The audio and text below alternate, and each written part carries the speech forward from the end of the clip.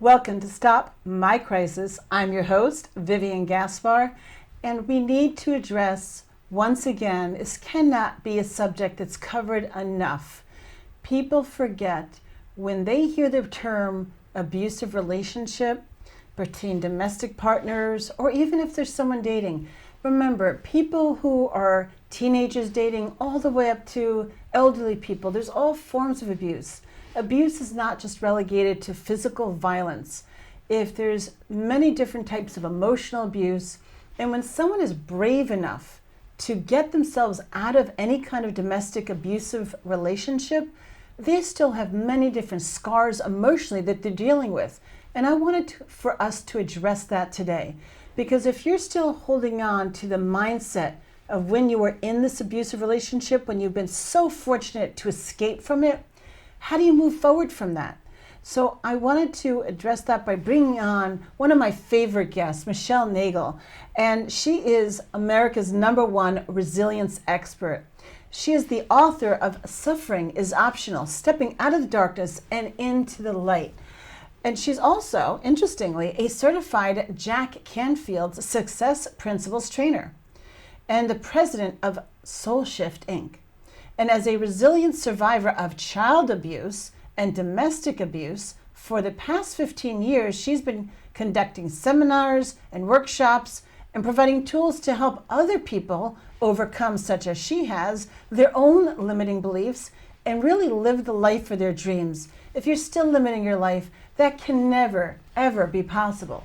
Michelle, welcome to the show and helping the untold numbers of survivors move past, forward into healthier relationships.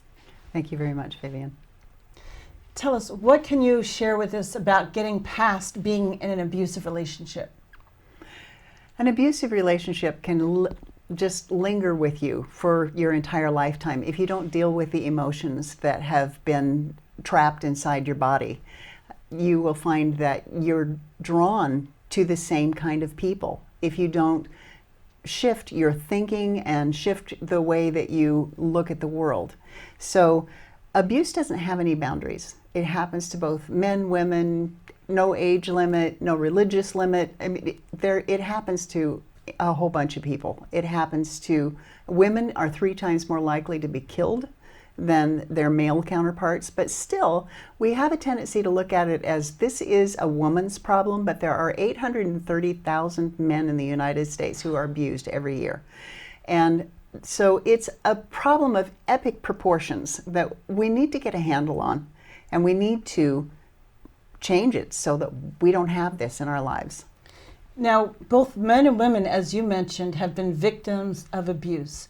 When they're fortunate to move forward and get out of those abusive relationships, let's face it, they don't want to spend hopefully the rest of their lives alone, even if they feel emotionally scarred. What is a good recommendation or few that you have for these individuals? How can they move past, hopefully, into healthier, more meaningful relationships and to no longer feel like a victim?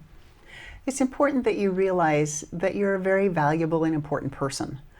And when you get to the point where you believe, not just think, but believe on a soul level that you are an important and valuable person, then you're going to start being a little more careful about the kinds of people that you allow to be in the relationships. When it comes to trauma and abuse, having the help of an expert is very, very important, because some traumas you don't want to go through on your own, and your mind will protect you from it. It will shy away, and you won't ever be able to deal with it by yourself. So how can you discover whether or not you may be prone to choosing, subconsciously of course, abusive relationships going forward? You don't want to repeat this horrible pattern. Right. There's a test that you can take, which is called the Adverse Childhood Experiences Test. And it's a study that was done by the Center for Disease Control in conjunction with the Kaiser Permanente Hospital in California. And they've discovered that there are the common thread, there's multiple kinds of abuse, but there's a common thread of 10 different ways that a person has been abused and what they can suffer in their lives. And if you've got a small score, you have less risk for certain health outcomes. If you've got a large score, then you've got a larger chance of having these certain risk outcomes.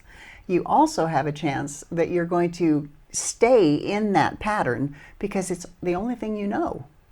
And so breaking free of that pattern is something they really need to get from somebody who's experienced this. I mean, you help your clients with this, because if you just find yourself in abusive relationships going forward, that just leads to, well, unfortunately, more crisis, which is what we're addressing here.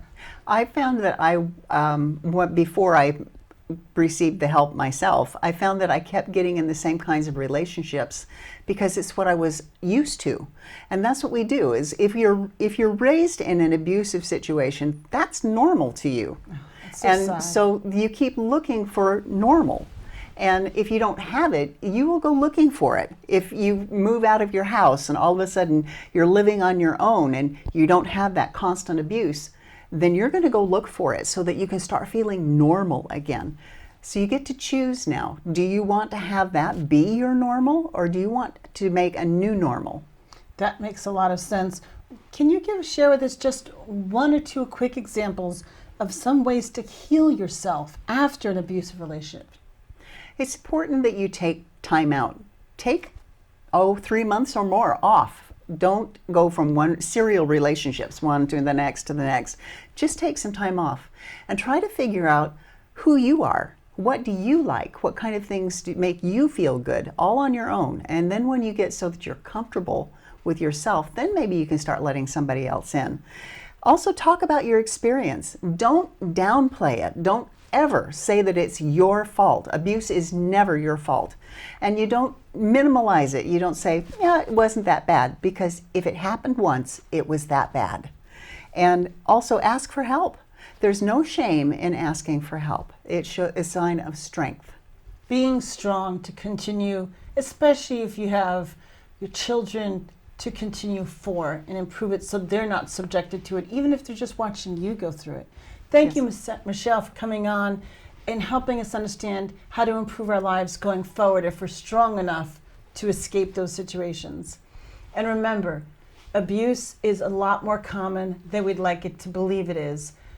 If you're currently still in an abusive relationship, there's a lot of different resources that you can have as a man or woman, and you should reach out. You have the Racials Coalition, the domestic abuse hotlines. Ask the police department if you're just not sure. But once you've escaped that situation, please do anything you can to find ways to not repeat the pattern by going back to another one. That's all for today. Remember, don't let this past crisis make it your next one. Be crisis-free and manage your life with more happiness, joy, and freedom.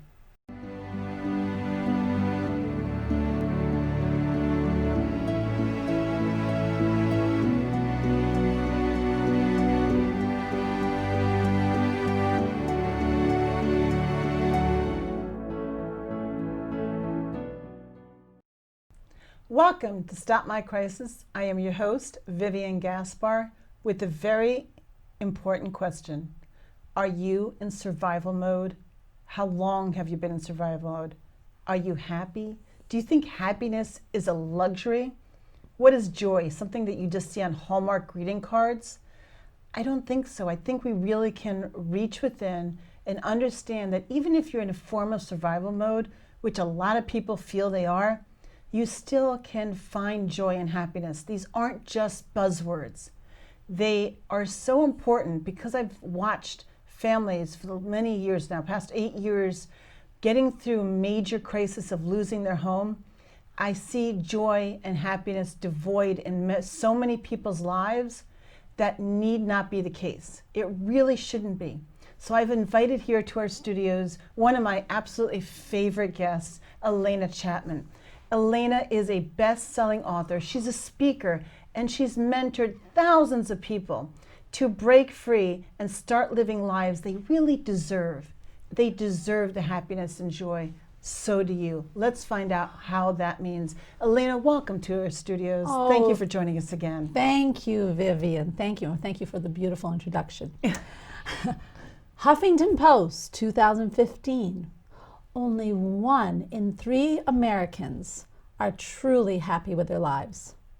Now that should be 3 out of 3. We live in a land of opportunity. People are trying to get here, and yet we are not happy.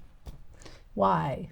I think so many people are just so focused on where they are now that they forget that they don't just have to look forward. What's next? What's next? Let's grab some of this. Yes. So you yes. have coined, I believe, the phrase the prison effect. Yes. How does a person even become aware that they're living the prison effect? What is it? Oh my gosh. The prison effect is if you really do not love what you do with your life, you are not excited about where you're working or your situation, it's time to change. If you are not feeling a deep contentment, just ask yourself, am I happy? And if the answer is anything other than yes, it's time to change. It's about change. It's about changing your perception, your world. And number 3, if you're not waking up almost every morning feeling like, hey, it's a new day and I get to live it, it's time to change. You know what? I think that people have to realize that happiness, even if you're not happy with your entire life, can't you pick aspects of your life that you're happy in and Yes. focus on that? Yes. Well, and launch off of that, I like to say. Right. I always say it's always really a brilliant idea to write down 5 to 10 things every morning and every evening that you're grateful for. Oh, I completely agree. I am about truly living in the state of gratitude. Yes. Because how can you achieve more when you don't feel good about yourself or where you are right now? Yes. I literally just spoke to someone a couple weeks ago, one of the most dramatic cases I've ever encountered, where the gentleman was homeless, living in a hotel with his wife and son. Yeah. And I came to find out he's also unemployed. But here's the clincher. He had lost his home to foreclosure because partially he had a brain tumor. So how did I gear that kind of a conversation? What did I do? I said to him exactly what you're saying. What are you still grateful for? You're speaking with me. You're not a mute. You can speak. Can you see? As I have on the phone, he's like, yeah, I can. Be grateful for your 5 senses. If you have any intuitiveness about you, your 6 senses. Mm-hmm. You're still walking. Mm-hmm. He had a phone to call me on, so he had enough money for a phone. Just pick aspects of your life that you're grateful for. Exactly. Even if that's little Exactly. things. Hey, do you like the shape of your hands, your feet? Your family. Anything. People, do you have people who love you? Yes. There has to be so many things, so I completely agree with you on Yeah, this. it's very important. And if someone who's watching and they feel stuck in their own little prison and they didn't realize to even think of it as a prison, yes. what can they do today to break free and create a happy life, or parts of their life to realize it, to become happy? Okay, first of all, being happy is a decision. And I had a time in my life when I wasn't happy. But when I decided that I really wanted to have a happy life and I wanted to be happy, then I found that happiness came to me.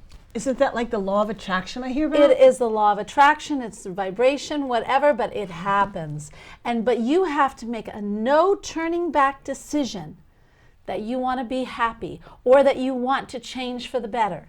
And when you do that, all of a sudden, You will be. it starts happening. It's almost miraculous. It is. And I know some of this talk might seem too peppy for some people. Maybe they're going through Yeah, a major yeah. crisis. That's why they tune in to Stop My Crisis. Yes. And it might seem almost silly for some people, but it's not.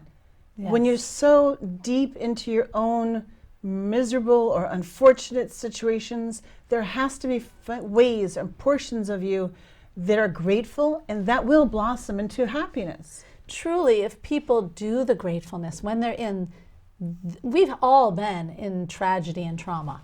We all have. But if you can keep your perspective about what you're really grateful for and build from that, and even go so far as to notice, and it's hard, I understand that, but notice 3 things during the day that you see, maybe the clouds in the sky. You're raising your, what we say, your vibration, or your happiness level, we'll call it that. And when you do that, then you'll start seeing more opportunities on how to get out of the trauma you're in. But you can't be in that mindset down here, woe is me, and find a way out. You can't. You know, think about a very frequent way to wish someone a happy birthday or a happy new year, for example.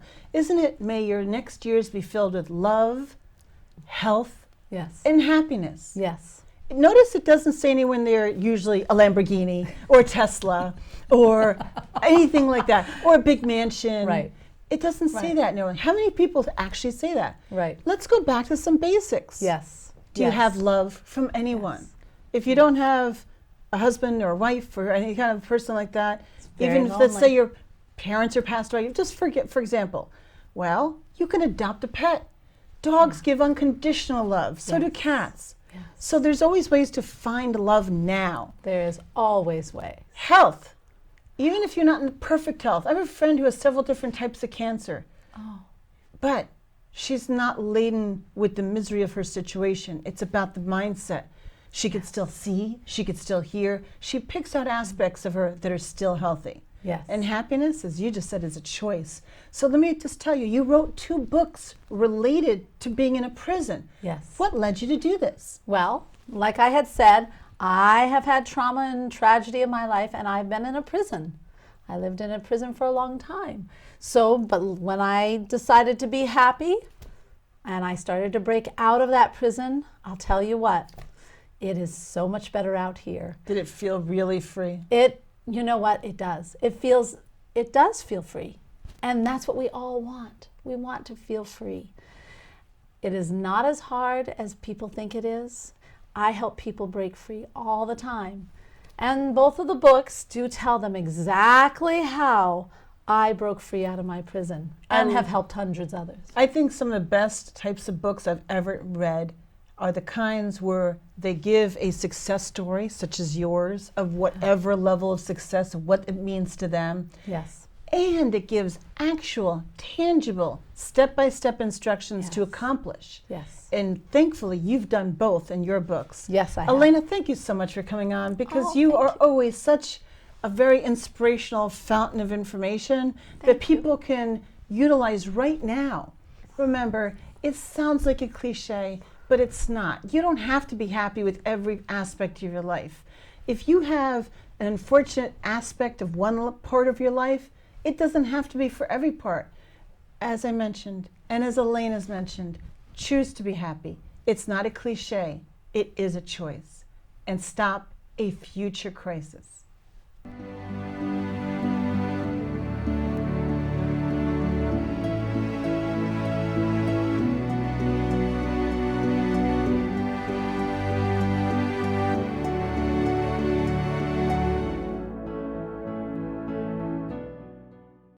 Welcome to Stop My Crisis. I'm your host, Vivian Gaspar, and here we are today to talk about something you probably wouldn't expect me to want to talk about, dating. You're going to wonder, why is Vivian talking about dating today? Simple. Statistically, it is proven that when you're in a stable, loving relationship, hopefully it's marriage, you are much more likely to live a longer, healthier life. It is very strongly documented. And let's face it, parts of being alone in any respect, including financial, attributes greatly to being in crisis, and we're here to stop crisis. Luckily for me, I have back one of my favorite guests, Alena Chapman. Alena is a best-selling celebrity author. She's a speaker and mentor, and she loves helping people move forward into lives they want to live. That is really her passion, and that includes dating and establishing new loving relationships. Welcome back, Alena. Thank you for joining us again. Oh, thank you, Vivian. I'm very happy to be here. Jeannie Garth once said, every time I think I'm ready for dating, I say to myself, I'm not. Why? That's terrible. That's a mindset, isn't it? It is a mindset. They think they're going to go out there and they're going to not have fun. And take a breather. Take a breather. Is there a difference between men and women in mindset of being trepidatious about dating? I think both sets get pretty nervous, but women tend to think too far ahead. Oh, the first date hasn't even happened yet, and they're planning the wedding. Yeah, they're already there, and the guy just wants to meet. You know, it's just very simple. We have to take on more of that. We're just meeting. We're just going to have fun. Matter of fact, I know that one of the great techniques is instead of calling it a first date, how about it's not a date, it's a first meeting. And then we get to a first date. In fact, is that a good idea? Yeah, I think a first meeting is fabulous. And men like that too. Meet over coffee. Right. Or meet among friends. That's even better. I love that. You know, just have a bunch of friends go out together. And that's how you meet. It's less stressful. And the conversation flows easier, you know, because you know everyone. Where is it easy to find people? I mean, I have people that I've met all over the place that love online dating. Then there's those who absolutely hate it. Yes. They don't look good in pictures. They feel that people are lying, Yes. misrepresenting. Yeah. What is your best advice where to find someone? Let's start in the very beginning, shall we? I have many friends who have found wonderful, wonderful husbands and are happily married with online dating. Which sites? And I'm not trying to be a commercial. I don't know. No, the reason I'm asking is I have a very good friend now, a man, who is really interested in finding love and a marriage and a wife. And he's in actually almost 50, not quite. And he absolutely has had such horrible experiences with free dating websites. Do you believe a dating website, we won't even mention names. Yes. Let's not go there with the names. No, but do you no. think it actually is better to pay for a dating website than the free ones because maybe it's a mindset? My hypothesis is what I told him is it gets a more serious individual that you're attracting when they have to pay a couple dollars. I don't mean extremely expensive, but there's a ton of websites that are maybe $30, $40, $50 a month. What is your thought on that? I do like ones that you have to pay just a little bit for a Right, membership. just a little bit. And I'm not knocking the free ones. Usually it's in your profile. And what you put in your profile, believe it or not, draws in the people that you are getting. I know that's a unique concept, but it's true. And people, sometimes if you're not happy with the results, look at what you're writing. That has something to do with it. But I was just wondering what type of caliber of person you're attracting. But now, obviously, a lot of people who are divorced start looking to date. So when is a person in the best place mentally to start dating after divorce? Yes, sometimes we start way too early, and then other times we don't want anything to do with it. But the best time is when we feel like we have healed.